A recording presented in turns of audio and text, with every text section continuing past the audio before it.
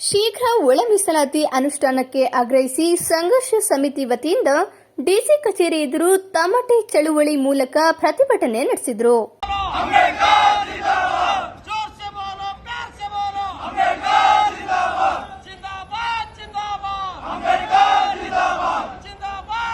ಈ ವೇಳೆ ಒಳ ಮೀಸಲಾತಿ ಹೋರಾಟ ಸಮಿತಿಯ ಅಧ್ಯಕ್ಷ ಶಂಕರ್ ರಾಜು ಮಾತನಾಡಿ, ಒಳ ಮೀಸಲಾತಿ ಜಾರಿಯ ಸ್ವತಂತ್ರ ಅಧಿಕಾರವನ್ನ ರಾಜ್ಯ ಸರ್ಕಾರಕ್ಕೆ ನೀಡಿ ಸುಪ್ರೀಂ ಕೋರ್ಟ್ ಆದೇಶ ನೀಡಿ ಅನೇಕ ದಿನಗಳೇ ಕಳೆದಿವೆ.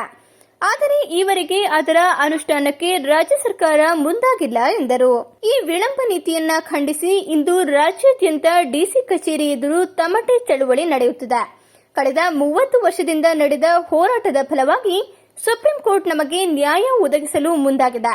ಆದರೆ ಕಳೆದ 15 ವರ್ಷ ಕೋರ್ಟ್ನಲ್ಲಿ ಪ್ರಕರಣ ನಡೆದು ಬಳಿಕ 7 ನ್ಯಾಯಪೀಠಗಳ ವಿಚಾರಣೆ ನಡೆದು ಆಗಸ್ಟ್ 1ರಂದು ತೀರ್ಪು ಹೊರಬಿದ್ದಿದೆ. ಬಳಿಕ ತಮಿಳುನಾಡು, ಆಂಧ್ರಪ್ರದೇಶ, ಕರ್ನಾಟಕ ಸೇರಿದಂತೆ ಹಲವು ರಾಜ್ಯಗಳ ಮುಖ್ಯಮಂತ್ರಿಗಳು ಶೀಘ್ರ ಜಾರಿ ಮಾಡುವ ಭರವಸೆ ನೀಡಿದ್ರು. ಆದರೆ ಈವರೆಗೆ ವರದಿ ಅನುಷ್ಠಾನಕ್ಕೆ ರಾಜ್ಯ ಸರ್ಕಾರ ಮುಂದಾಗಿಲ್ಲ ಎಂದರು. ಈ ಹಿಂದೆ ಕೂಡ ಬೆಂಗಳೂರಿನಲ್ಲಿ ಫ್ರೀಡಂ ಪಾರ್ಕ್ನಿಂದ ಮುಖ್ಯಮಂತ್ರಿಗಳ ನಿವಾಸಕ್ಕೆ ಬೃಹತ್ ಪ್ರತಿಭಟನಾ ರ್ಯಾಲಿ ನಡೆಸಿ ಮನವಿಯನ್ನ ಸಲ್ಲಿಸಲಾಗಿದೆ.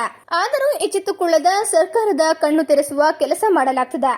ಕೂಡಲೇ ಮುಖ್ಯಮಂತ್ರಿಗಳು ಸಚಿವ ಸಂಪುಟ ಸಭೆ ನಡೆಸಿ ನ್ಯಾಯಮೂರ್ತಿ ಎಜಿ ಸದಾಶಿವರ ಆಯೋಗದ ವರದಿಯಂತೆ ಪರಿಶಿಷ್ಟರ ಮೀಸಲಾತಿ ವರ್ಗೀಕರಣ ಅನುಷ್ಠಾನಕ್ಕೆ ಮಾಡಬೇಕು. ಇಲ್ಲವಾದರೆ ಮುಂದಿನ ದಿನಗಳಲ್ಲಿ ಉಗ್ರ ಹೋರಾಟ ನಡೆಸಲಾಗುವುದು ಎಂದು ಎಚ್ಚರಿಸಿದರು. ಆ ಆದೇಶನ ಎಜೆ ಸದಾಶಿವ ಆಯೋಗದ ವರದಿನ ಜಾರಿ ಆಗಬೇಕು.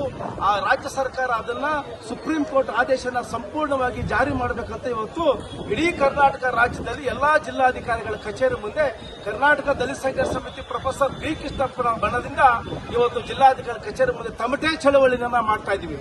ಯಾಕೆ ಅಂತಂದ್ರೆ ಕಳೆದ 30 ವರ್ಷದಿಂದ ಈ ರಾಜ್ಯದಲ್ಲಿರ್ತಕ್ಕಂಥ ಎಲ್ಲಾ ಮಾದಿಗ ಸಂಘಟನೆಗಳ ಒಕ್ಕೂಟದಿಂದ ರಾಜ್ಯದಲ್ಲಿ ನಾವು ಪರಿಶಿಷ್ಟ ಜಾತಿಯಲ್ಲಿ 101 ಜಾತಿ ಇರೋದ್ರಿಂದ ನಮಗೆ ಮೀಸಲಾತಿ ಅನ್ಯಾಯ ಆಗಿದೆ. ಅನ್ಯಾಯದ ಪರವಾಗಿ ನಾವು ವಿರುದ್ಧವಾಗಿ ನಾವು 30 ವರ್ಷ ನಾವು ಹೋರಾಟ ಮಾಡಿದ ಫಲವಾಗಿ ಇವತ್ತು ಸುಪ್ರೀಂ ಕೋರ್ಟ್ ನಮಗೆ ನ್ಯಾಯ ಕೊಟ್ಟಿದೆ. ಆ ಸುಪ್ರೀಂ ಕೋರ್ಟ್ ನ್ಯಾಯನ ಇವತ್ತು ರಾಜ್ಯ ಸರ್ಕಾರ ಯಥಾವತ್ತಾಗಿ ಜಾರಿ ಮಾಡಬೇಕು. ಎಜೆ ಸದಾಶಿವ ಆಯೋಗದ ವರದಿ ಏನು ಸರ್ಕಾರಕ್ಕೆ ಕೊಟ್ಟಿದ್ದಾರೆ ಆ ಸರ್ಕಾರದ ಆದೇಶನ ಸಂಪೂರ್ಣ ಜಾರಿ ಆಗಬೇಕು. ಕೂಡಲೇ ಮುಖ್ಯಮಂತ್ರಿ ಸಿದ್ದರಾಮಯ್ಯನವರು, ಉಪಮುಖ್ಯಮಂತ್ರಿ ಡಿ.ಕೆ. ಶಿವಕುಮಾರ್ ಅವರು, ಜಿ. ಪರಮೇಶ್ವರ್ ಅವರು ಇವರು ಕ್ಯಾಬಿನೆಟ್ ಸಚಿವ ಸಂಪುಟನ ಕ್ಯಾಬಿನೆಟ್ ಮೀಟಿಂಗ್ ನ ಕರೆದು ಆದಷ್ಟು ಬೇಗ ಎಜೆ ಸದಾಶಿವ ಆಯೋಗದ ವರದಿನ ಜಾರಿ ಆಗೋದಕ್ಕೆ ಆದೇಶ ಮಾಡಬೇಕಂತ ಹೇಳಿ ಈ ಜಿಲ್ಲಾಧಿಕಾರಿಗಳ ಕಚೇರಿ ಮುಂದೆ ಇಲ್ಲಿ ಬಂದಿರತಕ್ಕಂಥ ಎಲ್ಲಾ ನನ್ನ ಅಣ್ಣ ತಮ್ಮಂದಿರ ಸಂಘಟನೆ ಹೋರಾಟಗಳು ಇಡೀ ಜಿಲ್ಲೆಯ ಎಲ್ಲಾ ಮುಖಂಡರುಗಳು ಬಂದಿದ್ದಾರೆ.